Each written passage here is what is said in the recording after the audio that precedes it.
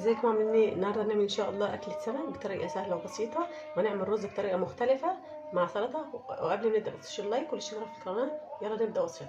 معايا سمك بلطي ومرجان، انا غسلاه ومنضفاه وغسلاه بالليمون ونضيفه اهو. هنتبله ونشوف التتبيله هنعملها ازاي مع بعض.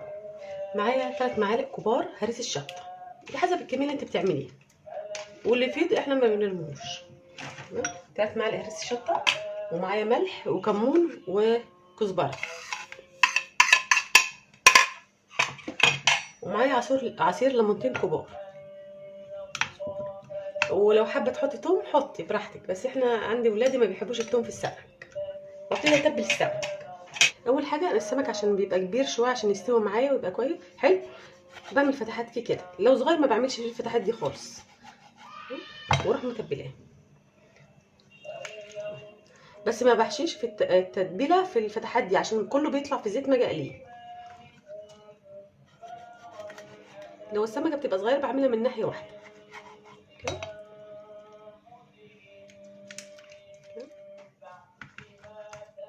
هنتبل بقى السمك كله ونرجع مع بعض ما نيجي نقليه. كده انا تبلت البلطي، هنتبل برده المرجان زي البلطي بالظبط تمام. بس ده ما بفتحوش ولا اي حاجه ولا بعمل فيه اي حاجه. ونكمل برده مع بعض ونرجع تاني. معايا دقيق اي كميه بقى او كوبايتين دقيق حسب كميه السمك اللي انت بتعمليه. عليه نص كوبايه نشا عشان يقرمش معاكي كده. واحط عليها معلقه صغيره بابريكا، ومعلقه صغيره كركم، وانا هحط رشه كزبره. عايزه تستغنى عنها براحتك كده، رشه صغيره بسيطه. واحط معلقه صغيره برده كاري، ونص معلقه صغيره ملح. واقلب المقادير كده كلها على بعضها. ولو احتجت برضو عوزت دقيق هعمل برضو نفس الطريقه دي، احط نشا ودقيق والتوابل دي كده. اخد السمك بقى في الدقيق. انا جايبه طبق غويط شويه عشان ما بهدلش الدنيا بدقيق كده، وارص في الطبق. والمرجان نفس الطريقه برضو هعمله.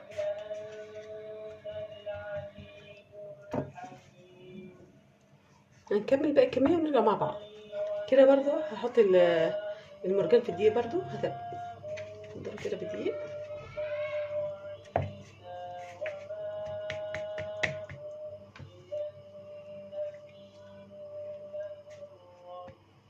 ونكمل باقي الكميه ونرجع بقى نشوف هنقليه واحنا بنقليه.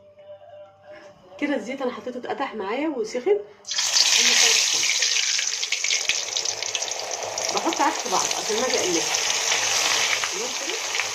اول ما يتحمر هنقلبه على الناحيه كده ونسيبه ما يجي نطلعه مع بعض. كده بعد ما احمر معانا من الجنبين نطلعه. بس كده شويه زيت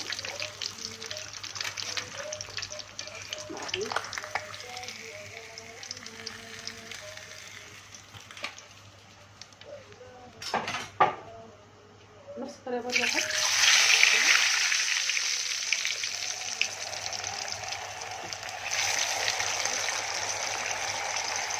ونكمل بقى الكميه وما نيجي نقلي المرجان نشوفه برضه مع بعض. كده بعد ما خلصت قليه البلطي هقلي المرجان. المرجان ما بيحمرش قوي يعني، طلعيه يا دوبك يصفر كده وطلعيه عشان ما ينشفش معاكي.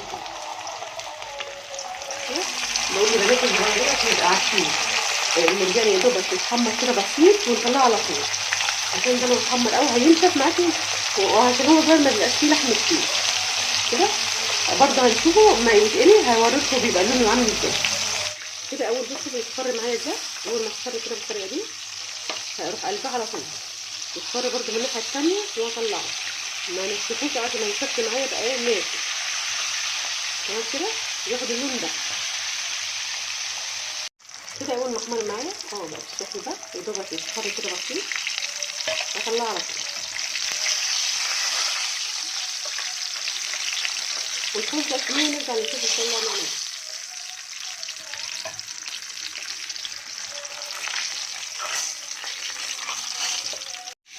على ما اخلص كميه السمك قليه هعمل الرز. هحط شويه زيت كده وانزل ببصلايه مقطعه صغير كده.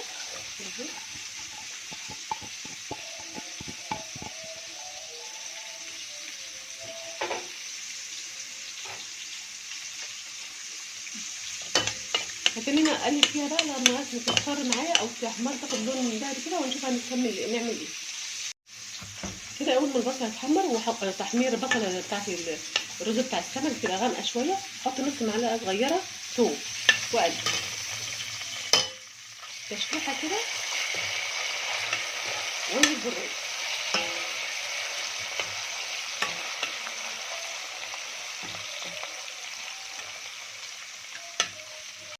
كده بعد ما تشوح الثوم وريحته طلعت هنزل بالرز.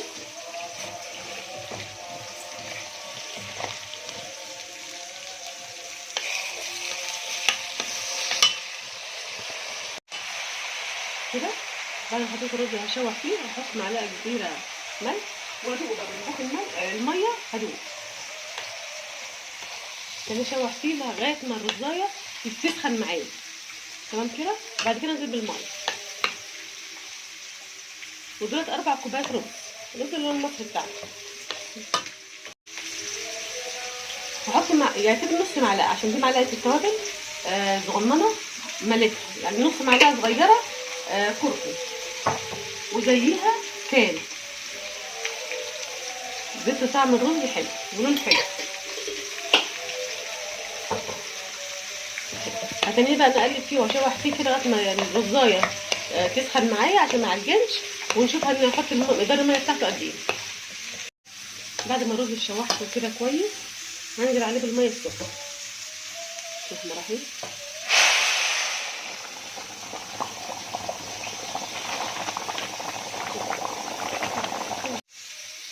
كده، الميه تبقى زياده عن الرز شويه تمام كده. هغطي عليه واول ما يشرب هنشوف هنعمل ايه في الرز. كده اول ما الرز اتشرب معايا وطيت عليه، واحط عليه نص فلفلايه حمراء ونص فلفلايه صفراء، وبراحتك لو انت مش عايزاهم براحتك، بس بيدي شكل حلو في الاول كده. وقلبي الرز بشوكه اول ما يشرب الميه على طول عشان ما يعجنش معاكي. معلقه لا، الشوكه عشان ما يعجنش كده. كده بقى هسيبه لما يستوي ونقدمه مع بعض هو والسمك.